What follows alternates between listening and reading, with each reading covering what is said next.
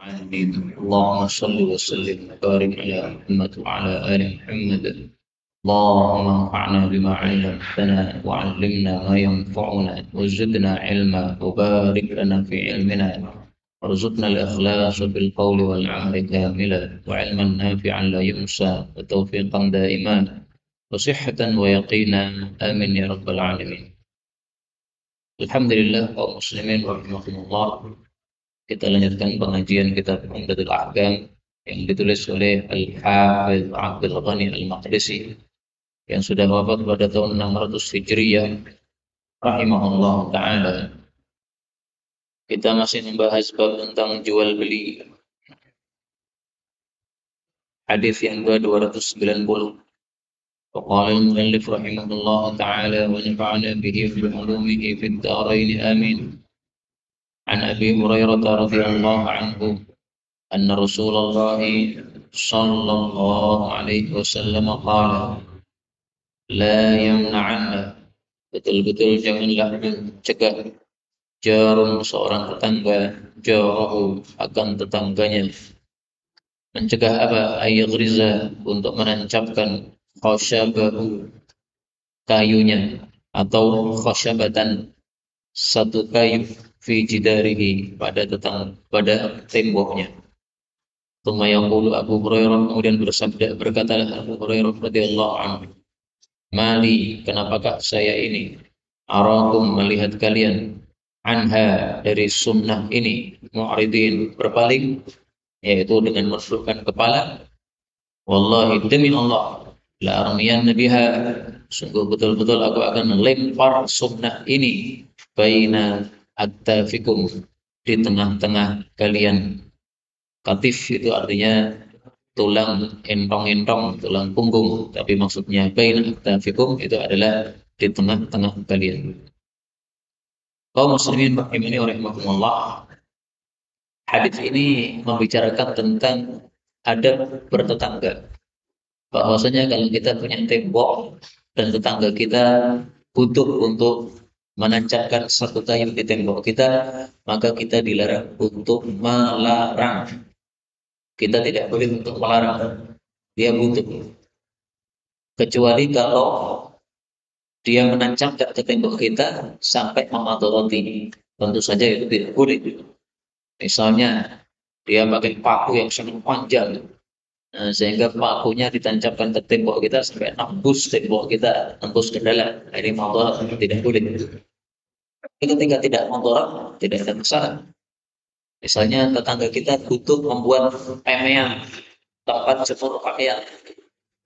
Dia pancapkan kayu di tembok kita, kemudian ditemukan dengan tembok yang lain, kemudian dibuat kawat untuk jemur pakaian itu.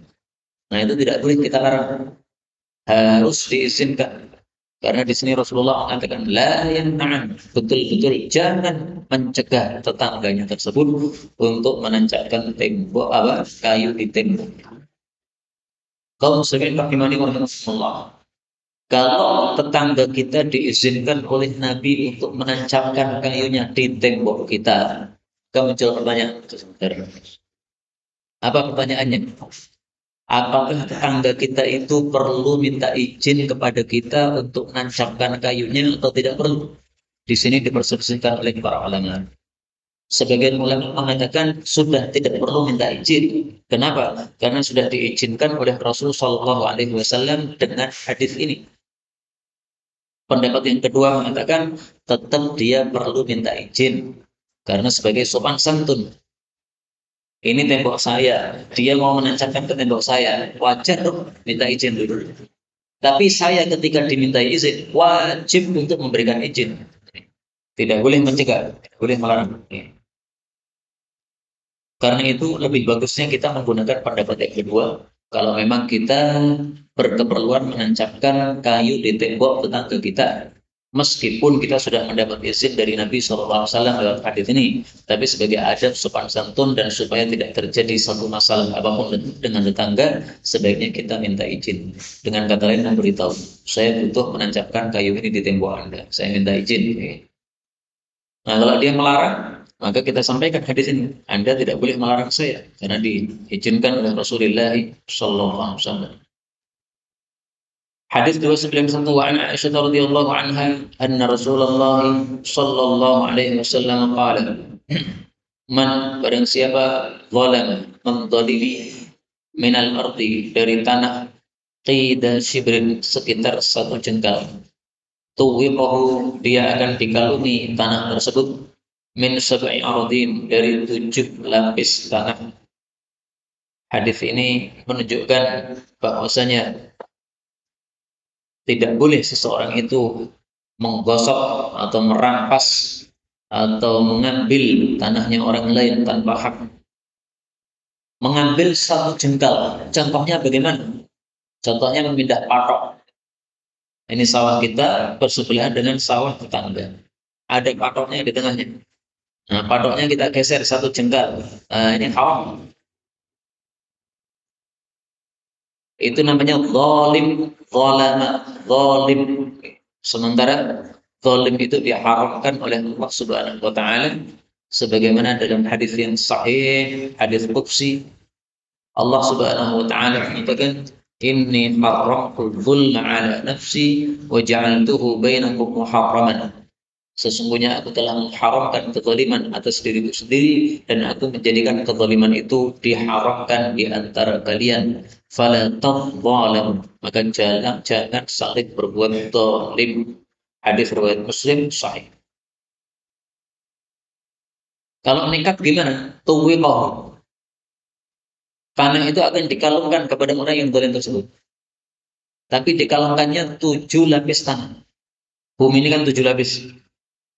Dia mendolimi bagian dataran, bagian luar dari bumi. Tapi sampai ke dalam itu nanti semuanya akan diambil, dikalungkan kepada dia. Kata-kata dikalungkan ini ada 2 tafsiran. Tafsiran yang pertama, betul-betul dikalungkan. Namanya kalung itu ditaruh di pundak kita, di leher kita. Nah, bagaimana caranya tanah ditaruh di leher atau di pundak? Nah, itu masalah gaib, kita nggak ngerti, saudara. Terimalah sabda Nabi, selesai. Adapun untuk mengetahui bagaimana itu bentuknya, itu tanah kok dikalungkan kepada seseorang, itu nanti tunggu di akhirat. Kalau ada orang-orang dikalungi tanah, ya itulah maksud hadisnya. Makna yang kedua, tuwiqahu dikalungkan, itu maksudnya dia dibenamkan di dalam bumi tadi. Tempat yang dia zalim padanya, maka dia akan dibenamkan ke situ oleh Allah Subhanahu wa taala. Nah, seseorang yang dibenamkan ke dalam bumi tentu saja pundaknya ini penuh dengan tanah-tanah, seolah-olah dia dikalungi tanah. Kalau tafsiran yang kedua ini sesuatu yang bisa dinalar, ya. Tapi kalau tanah dikalungkan ke leher, sementara tanahnya 7 lapis, jadi kita nggak bisa menalarnya. Tapi meskipun nggak bisa ternalar, ini sabda Nabi, kita wajib menerimanya. Jangan seperti orang dokter di Mesir, dia mengatakan hadis Nabi ini nggak masuk akal, maka hadisnya dhaif meskipun riwayat Bukhari Muslim. Ini ngawurnya bukan main. Hadis Bukhari Muslim ini jelas sahihnya, nggak ada perselisihan pendapat di antara para ulama, harus diterima. Kalau kamu tidak bisa menalar, itu karena nalarmu yang lemah. Tidak semua masalah bisa dinalar oleh manusia, karena memang manusia diciptakan dalam keadaan lemah. Kita lanjutkan bab yang berikutnya, babul luqatah, bab barang temuan. Luqatah itu adalah barang temuan yang kita temukan di jalan. Namanya apa? Luqatah. Luqatah ada 3 macam. Yang pertama, kalau dia itu berupa barang yang remeh-temeh, maka tidak perlu diiklankan, dimanfaatkan, nggak ada masalah. Tapi nanti kalau ada pemiliknya datang memintanya, kita berikan. Misalnya ada roti 1 jatuh di jalan, nah, Bismillah dimakan. Nanti ada orang mencari, kita ganti. Berapa harganya roti tadi? 2.000. Nah, kita kasih 2.000. Yang kedua, apabila luqatah itu barang yang berharga, misalnya uang 1 juta, maka kita umumkan selama 1 tahun. Kalau sudah diumumkan 1 tahun tidak ada yang mendatangi pengumuman tersebut, maka silahkan dimanfaatkan. Tetapi kalau ada yang datang, kita juga harus mengembalikan. Kita bangun rumah misalnya dengan 1 juta tadi, ya jadi atap dari seng misalnya. Ternyata orangnya datang, saya yang kehilangan 1 juta. Dia berhasil membuktikan bahwa dia betul-betul pemiliknya. Nah, kita ganti. Ini sudah jadi seng, sekarang saya ganti 1 juta.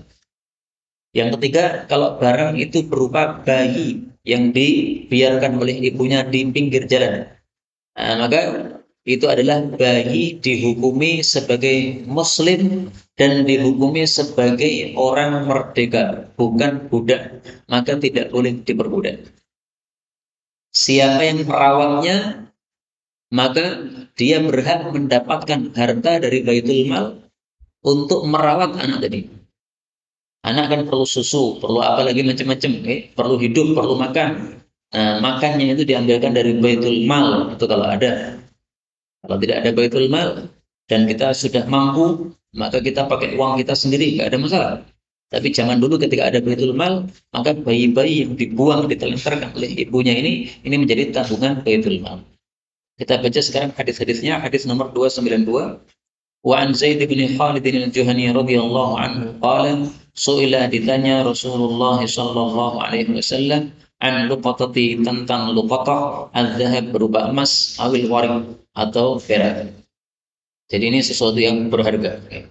Faqala, maka Nabi bersabda, "I'rif, kenalilah, wika'aha, talinya, wa ifasaha, dan wadahnya. Thumma, kemudian ma'arifha, iklankanlah dia sanatan, selama 1 tahun. Fa'illam tu'raf, apabila tidak diketahui pemiliknya, fastangfikha, maka nafkahkanlah dia, maksudnya gunakanlah dia. Wal takun, dan hendaklah dia menjadi wadi'atan, titipan, indaka, padamu." Maksudnya gimana? Maksudnya fa in jaa, apabila datang talibuha, pencarinya, yauman, pada suatu hari, minad dahri, dari suatu masa, fa'addiha ilaihi, maka kembalikanlah kepada orang tersebut. Sampai di sini kita cukupkan dulu karena berikutnya ini membahas masalah luqatah yang lain. Hadis ini bicara tentang luqatah yang nomor 2 tadi, yaitu luqatah barang yang berharga. Maka harus diiklankan selama berapa? Sanatan, 1 tahun. Mengiklankannya di mana? Di tempat-tempat umum. Misalnya di pasar, misalnya di depan pintu masjid ketika pulang dari Jumatan. Diiklankannya di tempat di mana dia menemukan. Kalau dia menemukannya di Solo, iklankan di Solo. Menemukannya di sini, iklankan di sini. Itu para ulama zaman dulu mengatakan di pasar-pasar, di depan pintu masjid ketika Jumatan. Untuk sekarang tidak perlu begitu. Kenapa? Sudah ada WA, sudah ada FB dan sebagainya. Iklankan lewat WA, lewat Facebook, di status Anda, sehingga orang-orang ngerti. Sebelum diiklankan, kata Nabi, harus kamu kenali talinya dan wadahnya. Zaman dulu orang menyimpan duit itu dengan satu wadah dari kain misalnya, kemudian ada talinya. Nah, talinya harus kita kenali, talinya warna apa, terbuat dari apa. Kemudian wadahnya ini apa? Kainnya dari apa, warnanya apa, apakah ada tulisannya. Kalau sekarang ya berarti dompetnya dompet merek apa, warnanya dompet apa. Kemudian dompetnya ada berapa lari itunya, okay. Ada ciri-ciri khusus apa. Sehingga kalau ada orang yang mengatakan saya kehilangan 1 juta atau 10 juta dalam dompet, nah kita bisa tanya dompet warnanya apa? Merah. Oh bukan, berarti bukan Anda pemiliknya. Okay. Karena kalau kita tidak mengenali wadahnya, nanti siapapun bisa mengakui sebagai pemilik padahal bukan pemilik. Nah itu makna kenalilah talinya dan wadahnya. Dalam hadis yang lain, Rasul Shallallahu Alaihi Wasallam menyuruh kita untuk mempersaksikan kepada 2 orang saksi. Jadi setelah dikenali wadahnya, kemudian kita cari 2 orang saksi.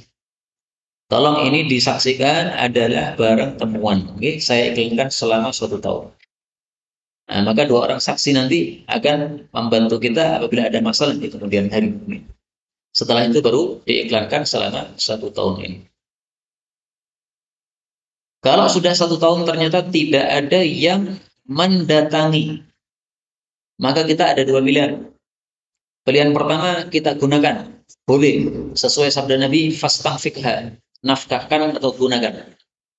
Digunakan untuk diri kita sendiri boleh, digunakan untuk yang lain juga boleh. Contoh misalnya saya nemu duit 10 juta dan saya nggak butuh, maka saya gunakan untuk yang lain, bangun pesantren misalnya. Ini ada pesantren belum jadi, nah ini 10 juta saya serahkan ke pesantren, boleh. Tapi nanti kalau datang pemiliknya saya ganti. Boleh saya tidak mengganti kalau dia rela.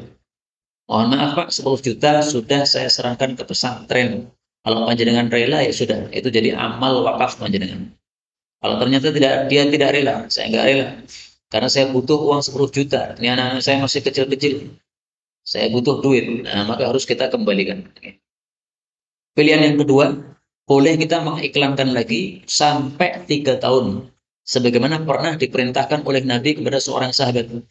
Dia mendapatkan uang sangat banyak, sekitar 1 miliar. 1 miliar atau setengah miliar, lupa saya.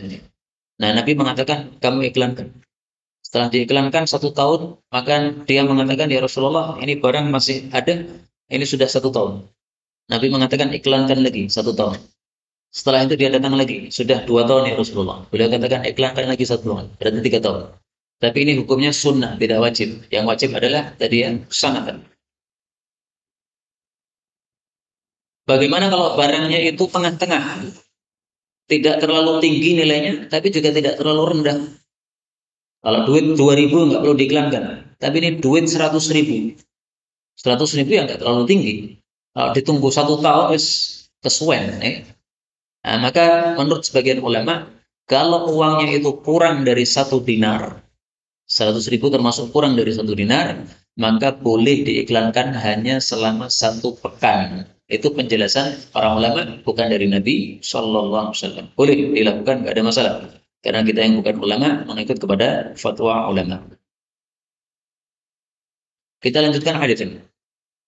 Wasa'alahu, dan dia bertanya kepada Nabi andallati, tentang barang yang hilang, al-ibil, berupa onta.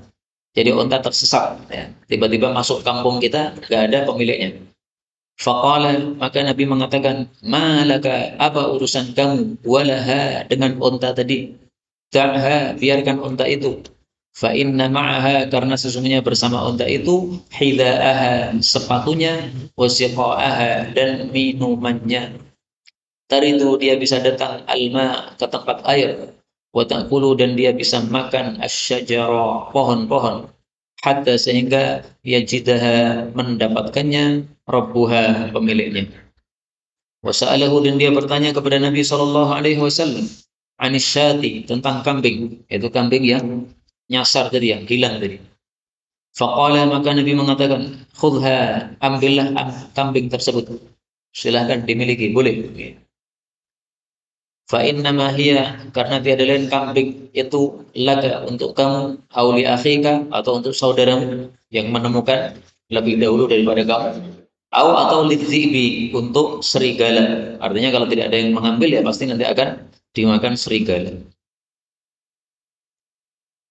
Kaum muslimin rahimani wa rahimakumullah, hadis ini bicara tentang dhallah. Dhallah itu luqatah, berupa binatang. Tiba-tiba ada ayam di kampung kita. Padahal di kampung kita nggak ada yang punya ayam. Nah, ini berarti ayam nyasar, ya, ayam hilang. Atau tiba-tiba ada kambing. Padahal di kampung nggak ada yang punya kambing. Ini kambing siapa ini? Berarti hilang dia. Maka hewan itu dibagi dua. Ada hewan yang kuat, ada yang lemah. Kalau hewannya kuat, maka hukumnya sama dengan al-ibil, unta. Tidak boleh ditangkap. Biarkan. Kenapa? Dia bisa mandiri, bisa menghidupi dirinya sendiri, sampai nanti ketemu dengan pemiliknya. Pemiliknya kan pasti mencari-cari terus ya.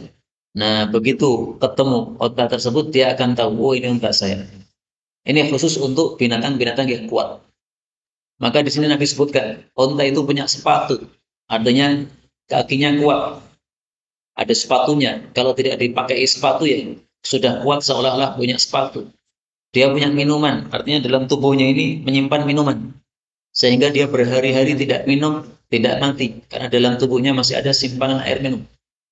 Taridul ma, dia bisa datang ke tempat air. Maksudnya penciumannya unta itu sangat kuat sekali. Dia mengangkat kepalanya begini, kemudian mencari-cari di mana ada air, akan ketemu air. Oh, di sana ada air, jauh, padahal berkilo-kilo. Dia bisa mendatangi tempat tersebut. Tak perlu saja, dia bisa memakan pohon-pohon. Karena unta kan tinggi. Nah, maka dia untuk makan pohon-pohonan mudah sekali. Tidak perlu naik ke pohon. Sudah dia bisa makan pohon-pohon yang ada. Tidak akan mati. Adapun untuk yang kedua adalah binatang-binatang yang lemah seperti kambing dan sebagainya, maka ini boleh untuk dimanfaatkan. Ayam juga termasuk. Ya. Ayam ini bukan termasuk binatang yang kuat. Ya kalau dibiarkan kehujanan nanti lama-lama mati kedinginan. Nah, maka ayam kalau ada nyasar di kampung kita padahal tidak ada yang memiliki ayam di kampung tersebut, ini boleh fulha diambil, disembelih, digoreng silahkan. Tapi kalau di kampung kita ada yang punya ayam, jangan diambil, itu pasti milik dia itu. Jangan mengatakan ini milik siapa, nggak jelas. Nggak jelas karena nggak pernah kenalan sama ayamnya. Tapi jelas itu ada pemiliknya, di kampung ada yang punya ayam. Begitu. Ya.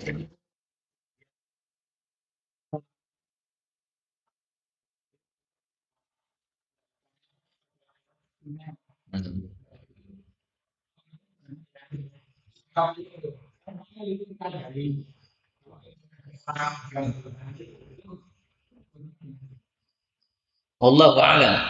Saya tidak pernah membaca penjelasan para ulama masalah itu, tapi yang zahir bagi saya wallahu a'lam, ini sesuai keridhaan saja. Kalau pemilik kolamnya ridho, silahkan, fadhil. Maka solusinya gampang. Kita kontak pemilik lele tadi. Pak, lele ini udah metu kabeh, pripun niki? Halal boten? Nah, silahkan halal. Ya, sudah. Ambil aja. Baik, kita lanjutkan. Kitabul Wasaya, kitab tentang wasiat-wasiat. Hadis 293. Wa an Abdullah bin Umar radhiyallahu anhuma anna Rasulullah sallallahu alaihi wasallam qala ma haqqu, tidaklah berhak, imri'in muslimin, seorang laki-laki muslim atau seseorang muslim, lahu syai'un, yang dia memiliki sesuatu, yusi fihi, yang dia berwasiat padanya, tidak berhak apa? Tidak berhak untuk yabi itu bermalam lailatan, satu malam, au lailataini, atau dua malam, illa kecuali wa wasiyatuhu, wasiatnya tersebut, maktubatun, tertulis, indahu, di hadapan dia. Zada Muslim, Imam Muslim menambahkan, qala Umar, berkala bin Umar, berkata Ibn Umar, fa wallahi, maka demi Allah, ma marrat, tidaklah melewati, alayya, kepada saya, lailatun, satu malam pun, mundu sami'tu, semenjak aku mendengar Rasulullah sallallahu alaihi wasallam yaqulu dzalika, mengucapkan hal itu, illa kecuali wa wasiyati, wasiat saya, indi, ada di hadapan saya. Artinya sudah dia tulis di samping dia. Kaum muslimin rahimani wa rahimakumullah, hadis ini menunjukkan disyariatkannya kita yusi, berwasiat sebelum mati. Apa hukumnya wasiat? Ada dua macam. Ada yang wajib, ada yang sunnah. Apabila wasiat itu berkaitan dengan kewajiban yang menjadi tanggungan atas pundak kita, maka berwasiat hukumnya adalah wajib. Misalnya kita punya utang kepada fulan sekian, kepada fulan sekian. Nah, ini berarti kewajiban. Karena membayar hutang adalah wajib. Berarti wajib kita untuk berwasiat dalam hutang tersebut. Tulis, saya punya hutang kepada fulan sekian, kepada fulan sekian. Begitu kita mati, karena kadang-kadang mati itu mendadak, maka sudah diketahui wasiat tersebut. Yang kedua, hukum wasiat adalah sunnah apabila berkaitan dengan perkara-perkara yang sukaril. Misalnya, kita punya niatan untuk membangun pesantren atau membantu membangun pesantren. Nah, maka kita berwasiat, kalau saya mati, sepertiga harta saya diberikan kepada pesantren untuk membangun pesantren sebagai amal wakaf bagi saya. Nah, seperti ini hukumnya adalah sunnah, tidak wajib untuk diwasiatkan. Kenapa? Karena sedekah tersebut juga hukumnya adalah sunnah. Maka kalau itu berkaitan dengan kewajiban, berarti mewasiatkannya wajib. Kalau itu berkaitan dengan perkara yang sunnah, maka berarti mewasiatkannya juga sunnah.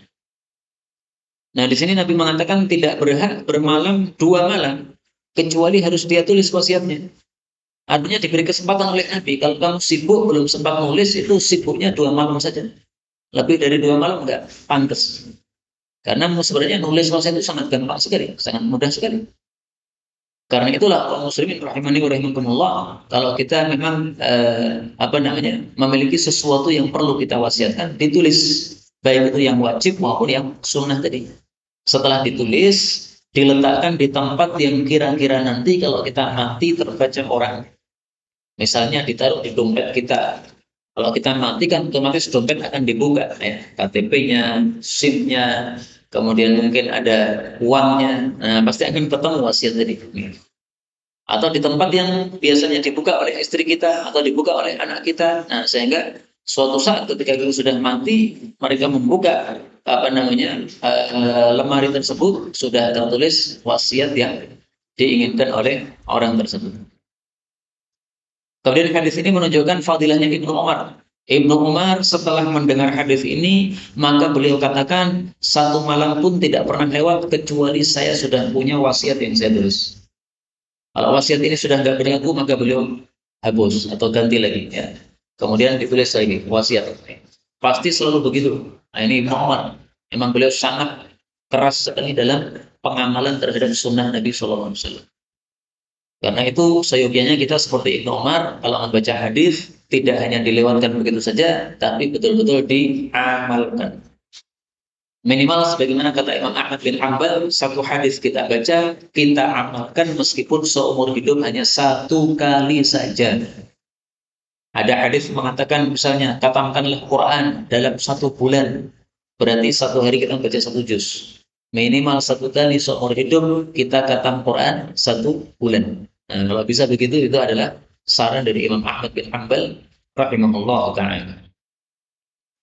Kita lanjutkan 294.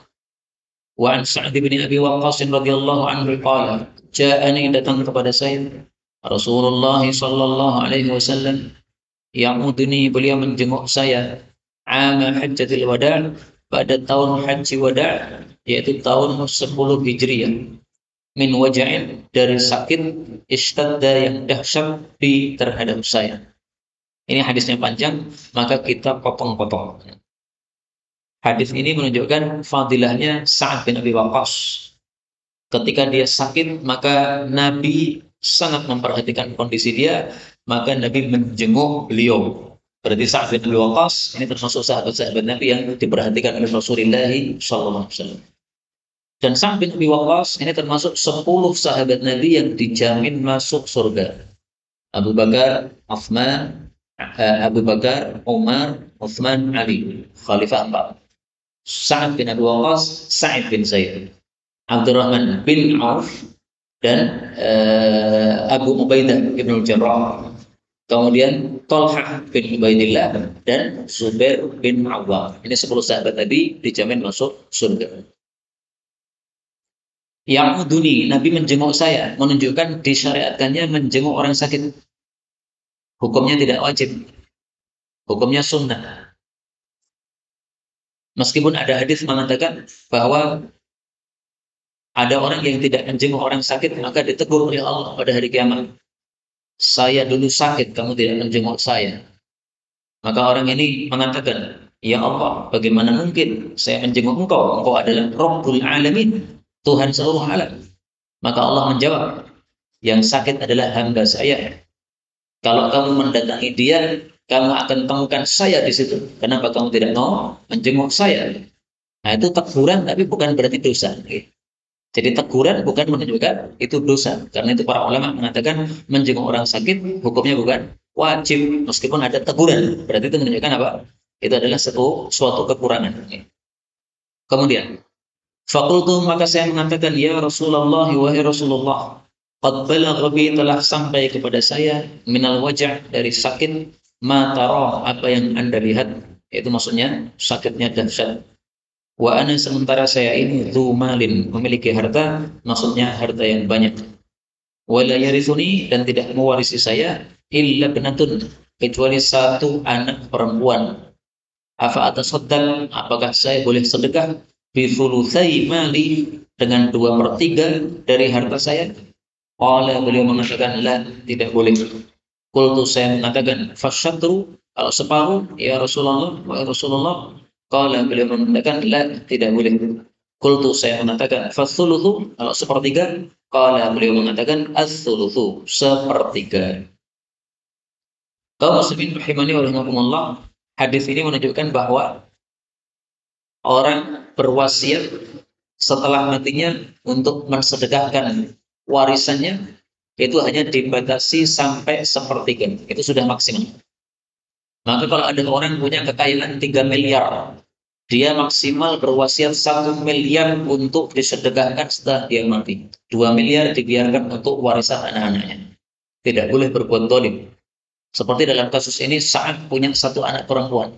Seandainya Sa'ad mati, anaknya jatahnya itu separuh harta. Kalau hartanya 1 miliar, berarti dia mendapatkan 0,5 miliar. Dan dia minta izin kepada Nabi, pengen sedekah 2/3. Nggak boleh, kata Nabi. Kamu mendolimi anak, jatahnya yang semestinya separuh, nggak dapat. Nih. Demikian juga ketika dia minta izin separuh, nggak boleh. Begitu minta izin sepertiga, maka Nabi mengatakan as-sulus, baik sepertiga, boleh. Berarti ini adalah maksimal. Kemudian Rasulullah mengatakan, was-sulus, sepertiga itu kasir, itu sudah banyak itu.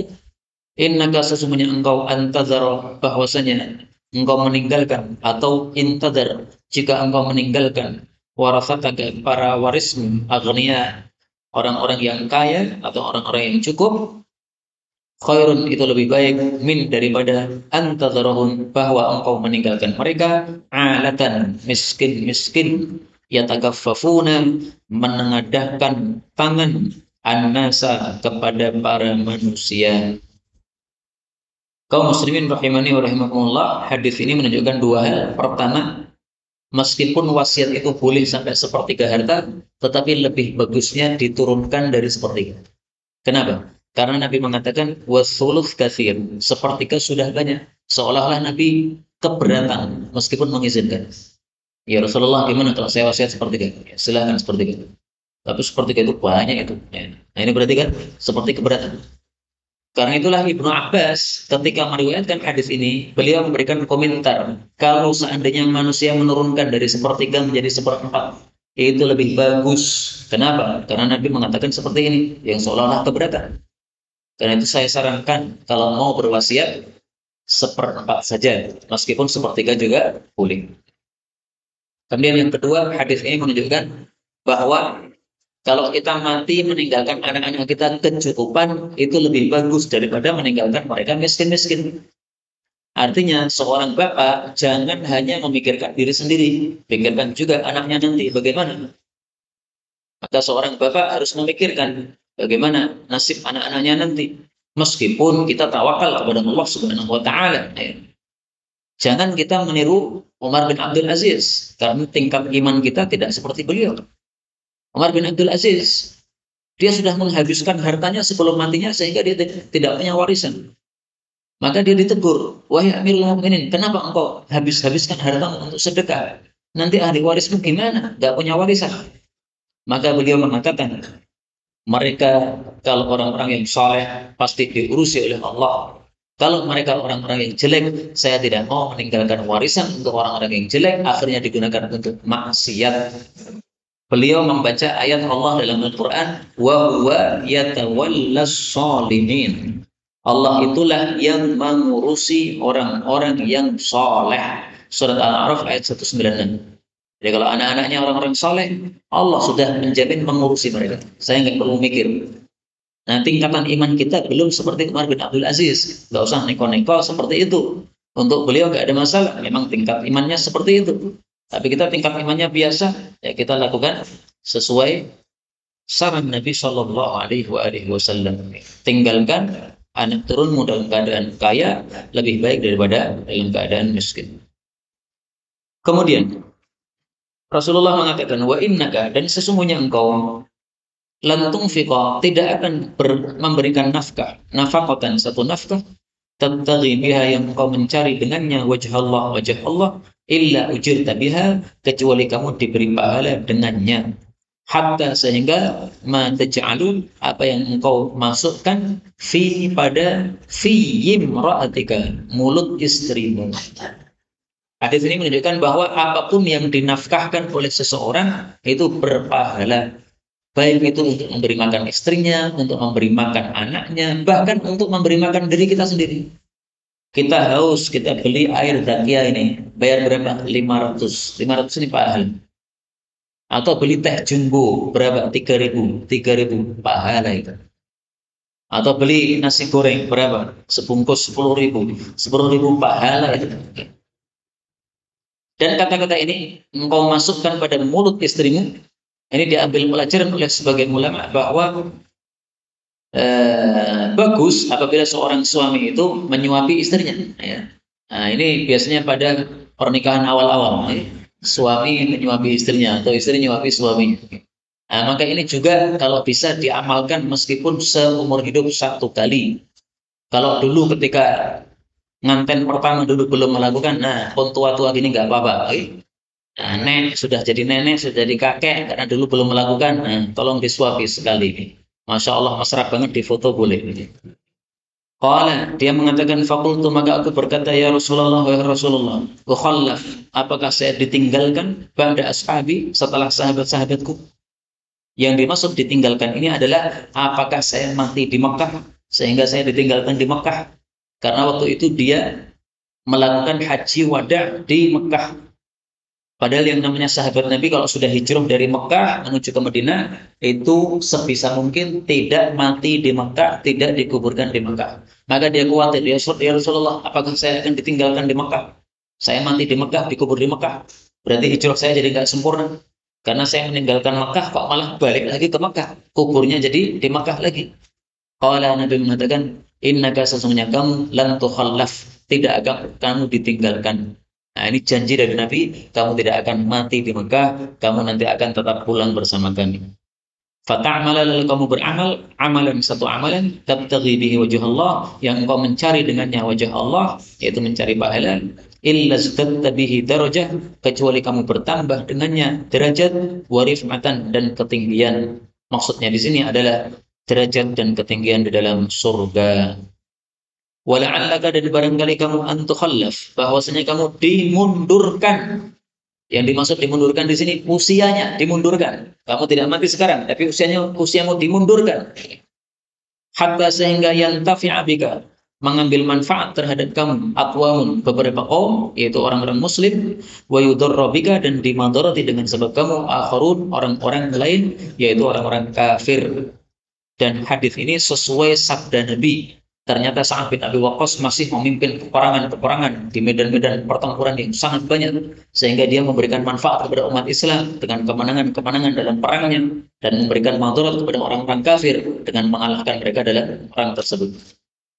Kemudian Nabi bersabda, Allahumma ya Allah, amdi, lanjutkanlah li ashabi, untuk sahabat-sahabatku, hijratahum, hijrah mereka. Maksudnya jangan sampai mereka itu kembali ke Mekah, mati di Mekah. Wala taruddahum, dan janganlah engkau mengembalikan mereka ala aqabihim, pada tumit-tumit mereka, yaitu menjadi murtad. Jangan sampai. Lakin akan tetapi al-ba'is, orang yang miskin, yaitu Sa'ad bin Khawlah, yarthi lahu, menyayangkan terhadap Sa'ad, Rasulullah SAW, an mata bi Makkah, bahwa dia mati di Makkah. Artinya Sa'ad bin Khawlah ini termasuk sahabat yang sudah hijrah dari Makkah ke Madinah, tapi kemudian dia pergi ke Makkah, kemudian sakit di Makkah, akhirnya dikubur di Makkah. Dan Nabi menyayangkan kenapa ada orang yang sudah hijrah dari Makkah, tapi malah balik lagi ke Makkah sehingga mati di sana. Kaum muslimin rahimani wa rahimakumullah, inilah yang dapat kita pelajari, benarnya dari Allah. Kalaupun ada salahnya, fa astaghfirullahal azim li wa lakum, walhamdulillahi rabbil alamin.